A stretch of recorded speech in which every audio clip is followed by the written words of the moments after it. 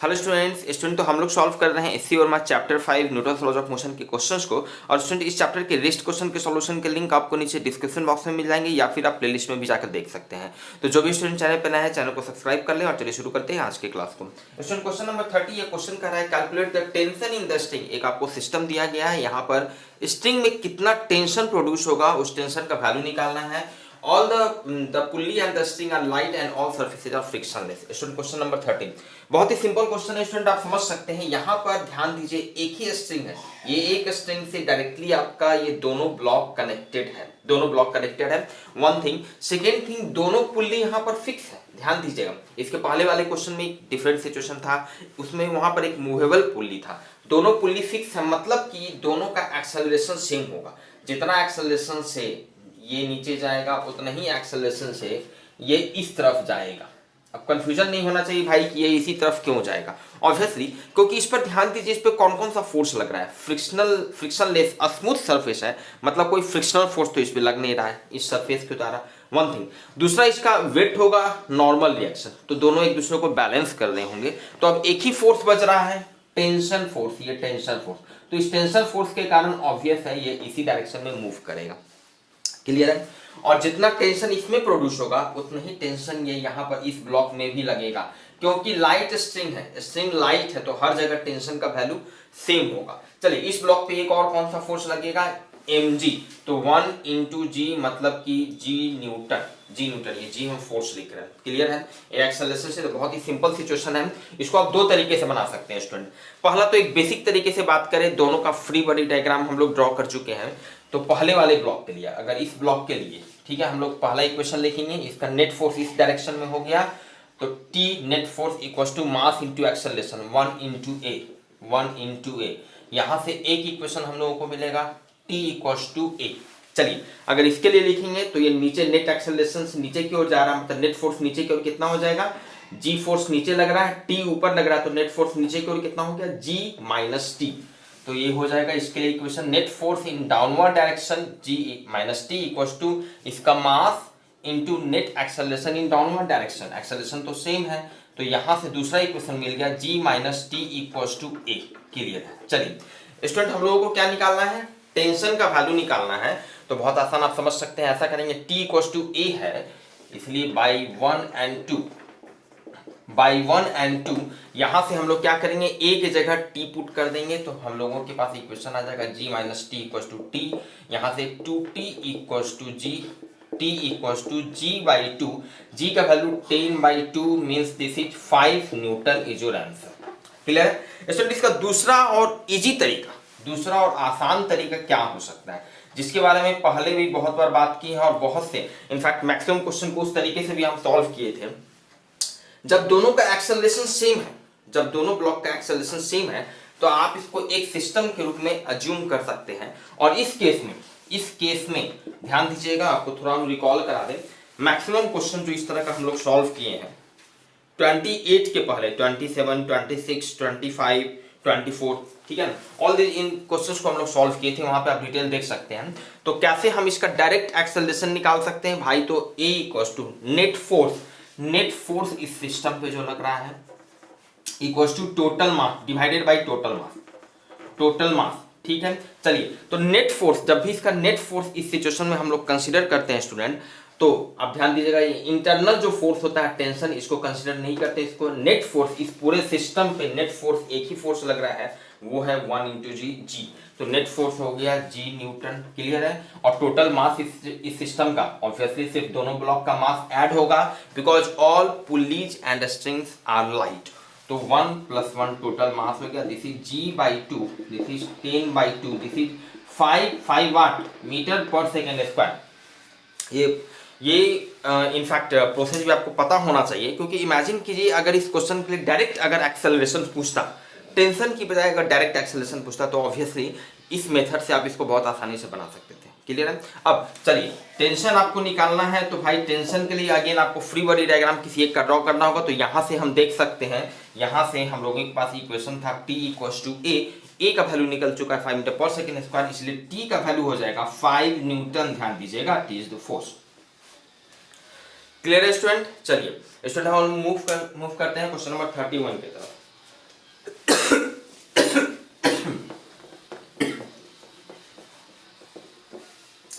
Question number 31।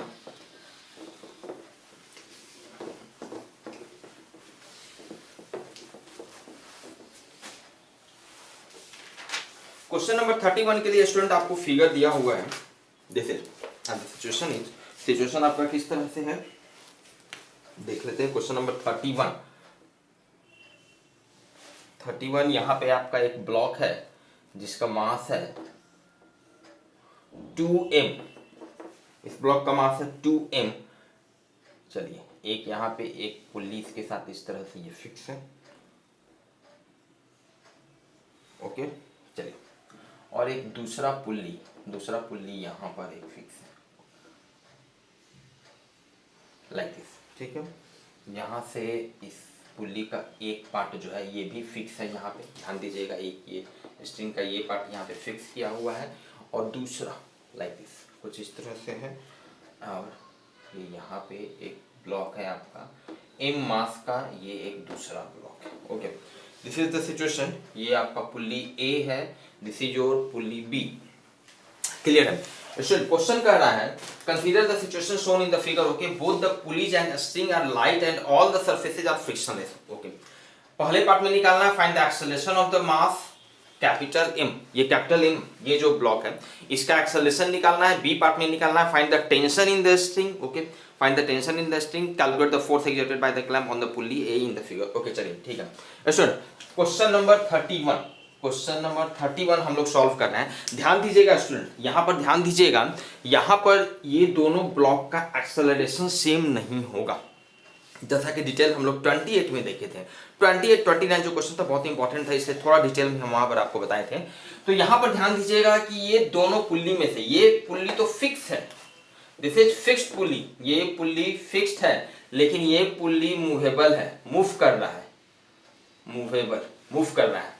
Clear है? चलिए तो अब ध्यान दीजिएगा, ये दोनों का एक्सेलरेशन चेंज हो जाएगा क्योंकि ये पुल्ली खुद भी मूव कर रहा है, तो एक्सेलरेशन सेम नहीं होगा। तो ऐसा करते हैं हम लोगों को स्टूडेंट एक्सेलरेशन निकालना, find the acceleration of the mass m। इस मास m का एक्सेलरेशन निकालना है तो मान लेते हैं इसका एक्सेलरेशन हो जाता है a। क्लियर है? और इसका एक्सेलरेशन मान लेते हैं स्टूडेंट हम लोग a1 मान लेते हैं। क्लियर है? ध्यान दीजिए वहां पर हम जो मेथड बताए थे क्वेश्चन नंबर 28 में डिटेल से, वो मेथड बहुत इंपॉर्टेंट मेथड, बिना कुछ सोचे समझे आप जिसका भी एक्सेलरेशन जो भी मानना है, जिस डायरेक्शन में मानना है मान लीजिए। चलिए इसका मान लिया एक्सेलरेशन a1 है, इसका मान लेते हैं एक्सेलरेशन a2 है। अगर इसका एक्सेलरेशन ऊपर की ओर होगा इन केस, तो ऑब्वियसली इसका डायरेक्शन, इसका वैल्यू जो है नेगेटिव आ जाएगा। चलिए देखते हैं। टेंशन की बात करें स्टूडेंट और फोर्स की बात करें तो इस पर जो एक फोर्स लग रहा होगा obviously as always acts force of gravity mg, और दूसरा एक फोर्स जो लग रहा होगा टेंशन फोर्स मान लेते हैं, ये जो हो गया this is your tension T। Clear है स्टूडेंट? नाउ ये टेंशन T है, ध्यान दीजिएगा ये सेम स्ट्रिंग है, तो यहाँ भी ये टेंशन हो गया, यहाँ पर ये T हो गया, और यहाँ भी ये जो टेंशन हो गया दिस इज T हो गया। तो चूंकि ये पुल्ली आपका मासलेस पुल्ली है तो ऑब्वियसली नेट फोर्स इस पे 0 होना चाहिए। F = ms m 0, तो F = 0, तो ये फोर्स कितना होगा भाई? तो this is T + T, 2T इस डायरेक्शन में नेट फोर्स होना चाहिए। क्लियर है? अब जब 2T इधर हुआ तो इस सेम स्ट्रिंग है, सेम लाइट स्ट्रिंग है, तो यहाँ पर भी इस डायरेक्शन में इस पे कितना फोर्स लगेगा? क्लियर है? This is 2T। वेक्टर के कंसेप्ट के हिसाब से लेंथ सेम होना चाहिए। थोड़ा सा छोटा कर दे क्या, थोड़ा सा छोटा कर देते हैं। दिस इज मान लीजिए इसमें भी 2T लग रहा है, दिस इज 2T। क्लियर है स्टूडेंट? चलिए क्लियर है। तो अब हम लोग बहुत आसानी से देखिए इक्वेशन को अप्लाई करेंगे, दो काम करेंगे। एक तो एक्सेलरेशन में क्या रिलेशन होगा उसके लिए याद कीजिए, आपको हम बताए थे ट्रिक T.A = 0, सिग्मा T.A = 0, मतलब जितना भी ब्लॉक है हर ब्लॉक के लिए अलग अलग टेंशन है, उसका एक्सेलरेशन है, तो हर ब्लॉक के लिए टेंशन और एक्सेलरेशन का प्रोडक्ट आपको लेना है, सो दैट अगर डायरेक्शन सेम है तो पॉजिटिव हो जाएगा A.B AB cos theta. Clear है? और अगर डायरेक्शन दोनों का अपोजिट है तो नेगेटिव साइन के साथ सबको ऐड करते हुए जाना = 0। चलिए पहले वाले ब्लॉक के लिए मान लिया, इसी ब्लॉक के लिए अगर हम लोग लिखते हैं तो ध्यान दीजिएगा इसके लिए एक्सेलरेशन है 2T और टेंशन है 2T और डायरेक्शन एक्सेलरेशन का भी इसी डायरेक्शन में है, तो इसके लिए हो जाएगा यहाँ पे 2T × A2। क्लियर है? प्लस प्लस, अब इसमें दूसरा इसका ऐड कर देंगे। यहाँ पे ध्यान दीजिएगा, इसका टेंशन ऊपर है, एक्सेलरेशन नीचे है, तो नेगेटिव साइन, तो प्लस इसमें ऐड करेंगे नेगेटिव साइन के साथ, t into A one, T into A one equals to zero. यही है फॉर्मूला का कंसेप्ट है। क्लियर है? चलिए यहाँ से ध्यान दीजिएगा, this is 2ta2 minus ta1 equals to zero. Tension और टेंशन आपका कैंसिल होगा, तो दिस इज आप यहाँ से एक रिलेशन जो स्टूडेंट हम लोगों का निकल चुका है, 2a2 ये माइनस 7 को उधर ले जाएंगे तो दिस इज a1। ये एक रिलेशन स्टूडेंट हम लोगों का निकल चुका है दोनों एक्सेलरेशन के बीच में। ध्यान दीजिए, ऑब्वियसली एक्सेलरेशन सेम नहीं है, not a1 equals to a2।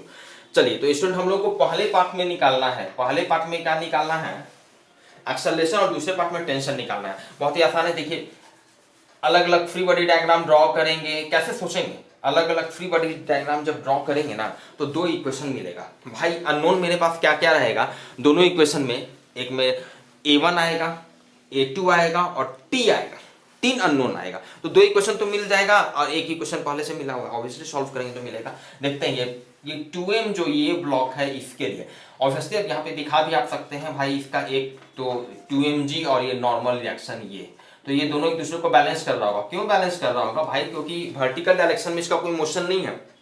तो वर्टिकल डायरेक्शन में जब कोई इसका मोशन नहीं है, तो according to Newton first law इस डायरेक्शन में इसका कोई मोशन नहीं है, मतलब नेट एक्सेलरेशन जीरो है। इसका मतलब है कि नेट फोर्स जीरो होना चाहिए। According to Newton first law net force zero होना चाहिए, इसका मतलब निश्चित रूप से ये दोनों एक दूसरे को पक्का बात है बैलेंस कर रहा होगा। तो इस तरह से हम लोग सोचते हैं, basic concept is this.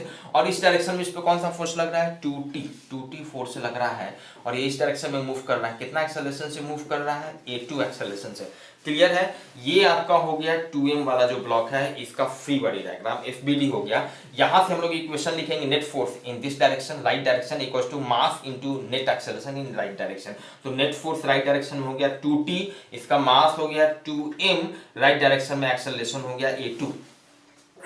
Clear है स्टूडेंट? चलिए, तो यहां से आपका एक रिलेशन स्टूडेंट निकल जाता है, इसीलिए t equals to ma2, t equals to ma2 मान लेते हैं। इसको पहला इक्वेशन मान लेते हैं स्टूडेंट, इसको दूसरा इक्वेशन मान लेते हैं। चलिए, अब ये जो ब्लॉक है m वाला, ये जो ब्लॉक है इसका थोड़ा सा हम लोग डायग्राम ड्रॉ कर लें पेड़। ये इसका एक फोर्स हो गया mg, दूसरा एक फोर्स ऊपर की ओर लग रहा है t। क्लियर है? चलिए, और ये नीचे की ओर एक्सेलरेशन a1 से आ रहा है, a1 से आ रहा है, तो इसके लिए हम इक्वेशन लिखेंगे net force in downward direction. तो नीचे mg लग रहा है, ऊपर t लग रहा है, तो नेट फोर्स डाउनवर्ड डायरेक्शन में कितना हो जाएगा, mg में से t को माइनस कर देंगे, इतना F इक्वल्स टू तो मास, इसका मास इनटू इसका एक्सेलरेशन a1। क्लियर है स्टूडेंट? चलिए, ये दूसरा रिलेशन निकल चुका है। ऑब्वियसली हमारे पास तीन रिलेशन है, तीन अननोन है, t a1 a2, तो वैल्यू निकलेगा ही। हम लोगों को निकालना है t का वैल्यू निकालना है और इसका एक्सेलरेशन a1 का वैल्यू निकालना है।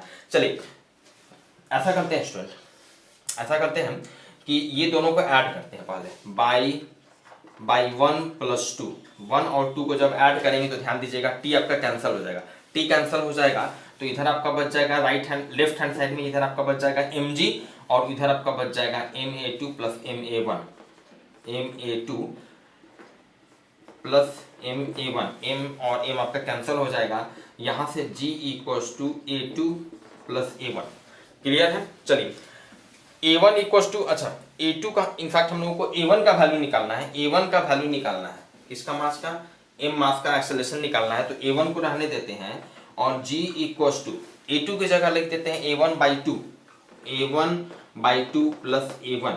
यहाँ से आपका g इक्वल्स टू आपका हो गया 3a1 बाई 2, इसीलिए a1 इक्वल्स टू हो गया 2g बाई 3, दिस इज 20/3 मीटर पर सेकेंड स्क्वायर। ये पहले वाले का एक्सेलरेशन हो गया।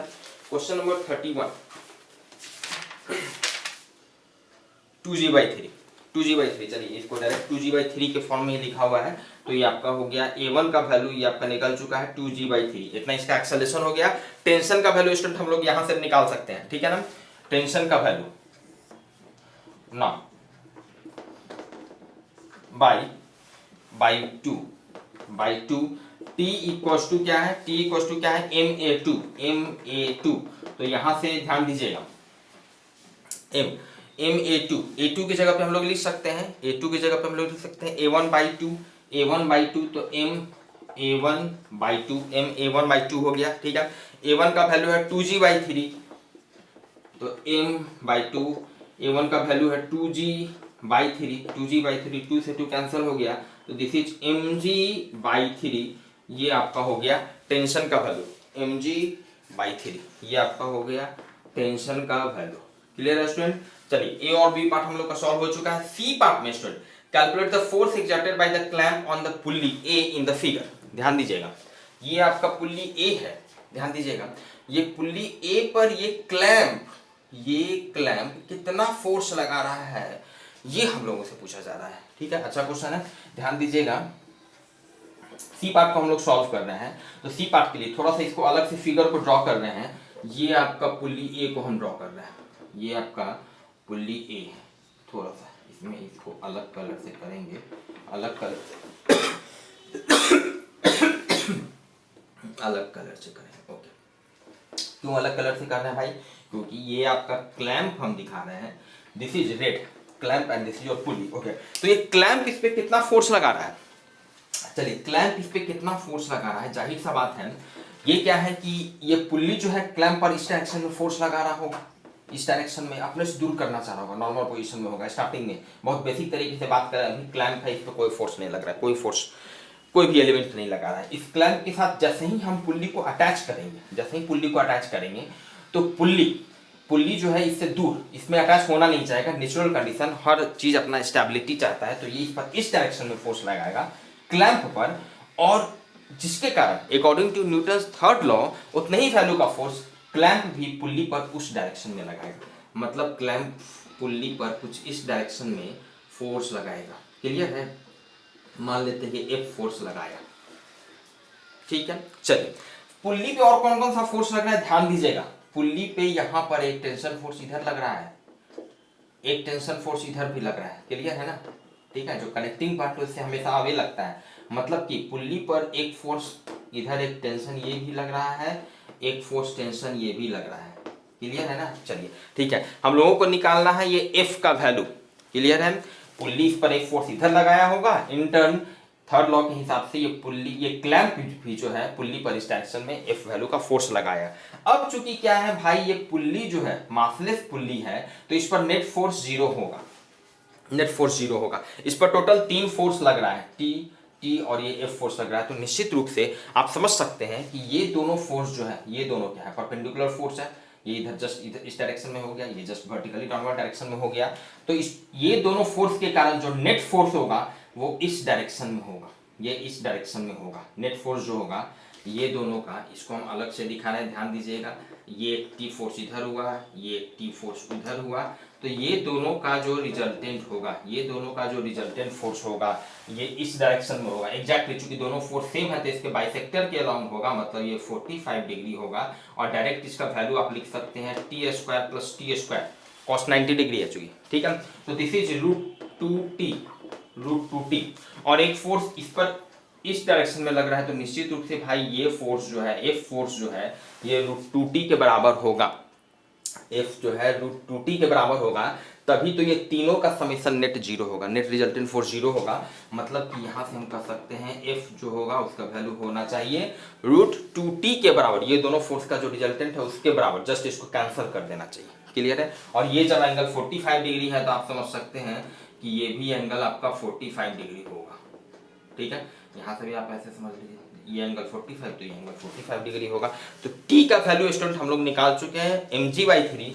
इसीलिए क्लैंप जो फोर्स लगा रहा है पुल्ली पर, F फोर्स जो लगा रहा है, इसका वैल्यू हो जाएगा √2mg/3, √2mg/3। और डायरेक्शन की बात करें तो आप लिख सकते हैं at an angle of 45 degree, at an angle of 45 degree with horizontal, with horizontal. Clear है? क्वेश्चन नंबर 31 स्टूडेंट हम लोग देख रहे हैं √2mg/3। क्लियर है स्टूडेंट? कंफ्यूजन नहीं होना चाहिए। देखिए जो हम लोग रिजल्टेंट दोनों का निकाल रहे हैं, बहुत तरीके से निकाल सकते हैं। या तो आप इसको कंपोनेंट में ब्रेक कर दीजिए, हॉरिजॉन्टल कंपोनेंट को आप फिर इक्वल कीजिए, वर्टिकल कंपोनेंट को इक्वल कीजिए, या फिर आप इसको IJ में ब्रेक कर दीजिए, जैसे भी आपको सुविधा हो। क्लियर है? तो इसका वैल्यू हो जाएगा √2t के बराबर। Clear student? चलिए हम लोग देखते हैं क्वेश्चन नंबर 32।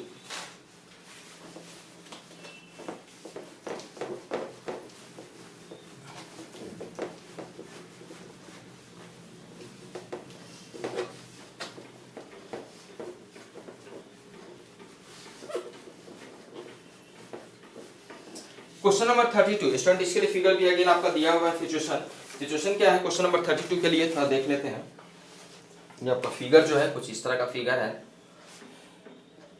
यहाँ पर एक एम मास का ब्लॉक रखा हुआ है। ओके, चलिए, this angle is 30 degree. Okay, और यहाँ से एक फिक्स्ड पुली है लाइक दिस, एक फिक्स्ड पुली है, और इसके साथ ध्यान दीजिएगा एक पुली यहाँ कनेक्टेड है। इस पुली का 1 इंच फिक्स है, 1 इंच इस पुली का फिक्स है, और इस पुली के साथ एक ब्लॉक जिसका मास है 2m, ये इस तरह से कनेक्ट किया हुआ है।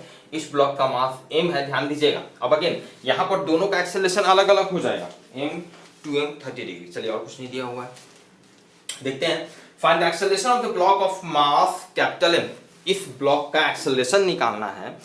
All the surfaces are frictionless and pulleys and string aligned. Okay, अब अगेन आप समझ सकते हैं कि यहाँ पर भी क्या होगा, दोनों ब्लॉक का मास अलग अलग होगा। क्यों? क्योंकि यहाँ पर ये पुल्ली खुद भी मूव कर रहा है, तो मूव करेगा तो एक्सेलरेशन अलग हो जाएगा। सेम एक्सेलरेशन नहीं लिख सकते हैं।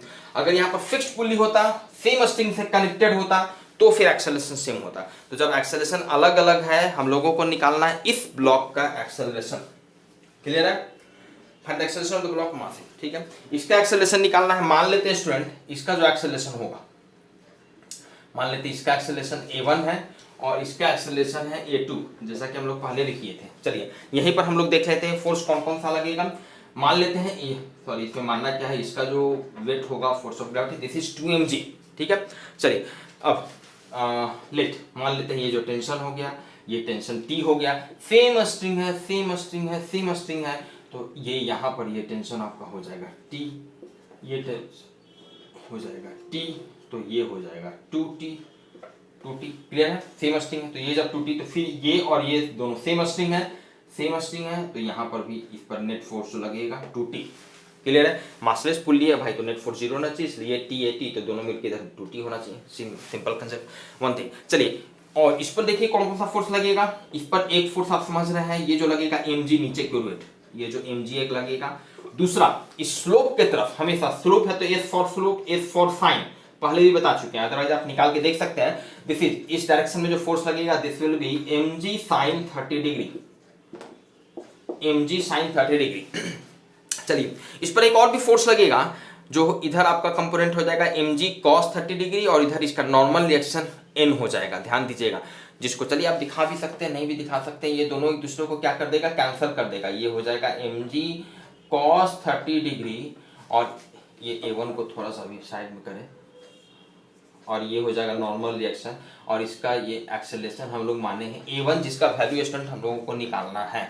a1 का वैल्यू निकालना है, यहाँ पे लिख लेते हैं, क्वेश्चन पढ़ने का बार बार जरूरत नहीं है। तो mg cos 30 डिग्री, थोड़ा तिरछा हो गया, mg cos 30 डिग्री, और ये नॉर्मल रिएक्शन जो है एक दूसरे को बैलेंस करेगा भाई, क्योंकि उस डायरेक्शन में तो कोई इसका मूवमेंट नहीं है, ठीक है, तो ये दोनों एक दूसरे को बैलेंस कर देगा। बेसिक कंसेप्ट आप समझ रहे हैं। चलिए, तो इसका एक्सेलरेशन a1 माने, इसका एक्सेलरेशन a2 माने। सबसे पहले हम लोग क्या करते हैं, क्वेश्चन नंबर 32 देख रहे हैं, एक्सेलरेशन में रिलेशन निकाल लेते हैं। तो sigma t dot a equal to 0, जो फॉर्मूला है हमारे पास, t dot a equal to 0। चलिए, इसके लिए लिखते हैं, टेंशन भी इसी डायरेक्शन में, एक्सेलरेशन भी इसी डायरेक्शन में, तो इसके लिए सिंपल हो जाएगा t इंटू a1 प्लस, अब इसका ऐड करते हैं। इसके लिए टेंशन ध्यान दीजिएगा इस डायरेक्शन में है, एक्सेलरेशन इस डायरेक्शन में है, ठीक है ना। तो यहाँ पर माइनस साइन ले लेंगे, -2t into a2 equal to 0। यहाँ से आपका t और t दोनों में से हट जाएगा, दिस इज a1 minus 2a2 equal to 0। इसलिए a1 बराबर 2a2, एक रिलेशन स्टूडेंट हम लोगों को निकल चुका है, a1 बराबर 2a2। क्लियर है? चलिए, अब हम लोग फ्री बॉडी डायग्राम के हिसाब से, फ्री बॉडी डायग्राम तो अलग अलग सारा फोर्स दिखा चुके हैं, डायरेक्ट हम लोग इक्वेशन लिखना शुरू करते हैं नाउ। चलिए, ध्यान दीजिएगा, इस ब्लॉक के लिए इक्वेशन लिखना है। इस ब्लॉक के लिए भाई नेट एक्सेलरेशन a1 हम लोग इधर माने हैं, मतलब नेट फोर्स इस डायरेक्शन में, नेट फोर्स इस डायरेक्शन में कितना हो जाएगा, इधर t लग रहा है, इसे जस्ट अपोजिट में mg sin 30 लग रहा है। अच्छा, ये mg sin 30 को mg/2 लिखते हैं क्या, sin 30 का वैल्यू हाफ होता है, तो दिस विल बी mg/2। तो t फोर्स इधर लग रहा है, mg/2 इधर लग रहा है, तो नेट फोर्स इस डायरेक्शन में कितना हो जाएगा, तो t minus mg/2 this is equal to इसका मास और इसका एक्सेलरेशन ma1। ये पहला रिलेशन निकल चुका है।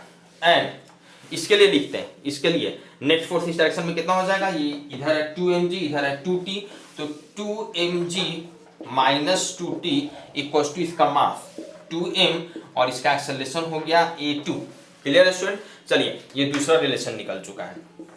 हम लोगों को निकालना है a का वैल्यू, a1 का वैल्यू निकालना है स्टूडेंट, a1 का वैल्यू निकालना है। a1 और a2 में एक रिलेशन है स्टूडेंट, हम लोगों को पता है। ऐसा करते हैं 1 में 2 से मल्टीप्लाई करते हैं बाई 1 इंटू 2 और प्लस उसमें 2 ऐड कर देते हैं। ध्यान दीजिएगा, इससे फायदा क्या होगा, इसमें 2 से मल्टीप्लाई करके इसमें ऐड करेंगे तो टेंशन वाला टर्म मेरा कैंसिल हो जाएगा। मतलब डायरेक्ट ये दोनों के बाद, ये प्रोसेस करने के बाद a1 a2 में एक रिलेशन मेरा निकलेगा। a1 a2 में ऑलरेडी एक रिलेशन निकल चुका है, तो वहां से हम लोग का वैल्यू निकल जाएगा।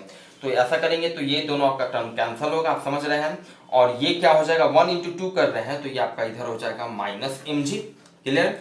और प्लस 2 कर रहे हैं तो प्लस 2mg, प्लस 2 कर रहे हैं सीधे इधर, और ये तो 2 से मल्टीप्लाई किए, चलिए ठीक है। और इस साइड में आपका क्या हो जाएगा, 2 से मल्टीप्लाई किए हैं तो 2m1 2ma1। क्लियर है? और इसमें सीधे ऐड किए हैं तो प्लस 2ma2। क्लियर है स्टूडेंट? चलिए ये आपका 2mg माइनस mg आपका mg हो गया equals to m, this is 2a1 plus a2। Clear है? यहां से g इक्वल्स टू m और m कैंसिल हो गया तो 2a1 प्लस a2। चलिए g equals to 2a1, a1 का वैल्यू निकालना है, a1 को रहने देते हैं और a2 के जगह पे लिख देते हैं स्टूडेंट। यहां से ध्यान दीजिएगा, a1/2, a1/2 यहाँ पे आप लिख सकते हैं क्योंकि a1 बराबर 2a2 है। ठीक है? यहां से स्टूडेंट फाइनली आपका हो गया g इक्वल्स टू 5a1/2 और इसलिए a1 का वैल्यू हो गया 2g/5। वैल्यू पुट करेंगे 2 इंटू 10/5 तो this becomes 4 metre per second square. Question number 32, question number 32 4 metre per second square. 32 question number g/3, question number 32 g/3 up the plane, g/3 up the plane, 32 g/3 up the plane. अच्छा कहीं calculation में इसका मतलब mistake हो रहा है। a1 का value student हम लोग निकाल रहे हैं g/3 ta1, ये आपका हो गया ta1 और दिस इज माइनस 2ta2। ठीक है? a1 minus 2a2 equals to a1 equals to 2a2। ये t minus mg/2, t minus mg/2 equals to ma1 और ये 2mg minus 2t equals to 2ma2। Okay चलिए ठीक है। 1 में 2 से मल्टीप्लाई करके ऐड किए तो ये दोनों कैंसिल हो गया। 2 से मल्टीप्लाई किए माइनस mg प्लस 2 2mg, ये mg इधर हो गया। 2 से मल्टीप्लाई किए 2m1 प्लस 2ma2 यहाँ पे, और सॉरी देखिए दोनों में ये 2 है, m इधर ये तो mg हो गया, यहाँ पर दोनों में 2m कॉमन होगा, 2m कॉमन होगा तो ये आपका आ जाएगा a1 प्लस a2। क्लियर है? यहाँ पे मिस्टेक हुआ था 2m और इधर आपका ये g बच गया, इधर ये आपका g बच गया, इधर 2a1 plus a2, 2a1 plus a2। चलिए ठीक है, थोड़ा कैलकुलेशन में यहाँ पे मिस्टेक हुआ और यहाँ से स्टूडेंट आप देख सकते हैं g equals to 2a1 plus 2a2, तो यहाँ से direct g equals to 2a1 plus 2a2 के जगह पे डायरेक्ट रख देते हैं a1, इसलिए a1 equals to g/3, obviously g/3 up the plane, up the plane. तो ये आपका फाइनल आंसर हो गया question number 32 g/3। Okay student, तो हम लोग मिलते हैं फिर नेक्स्ट क्लास में रेस्ट क्वेश्चंस के सॉल्यूशन के साथ। Thank you.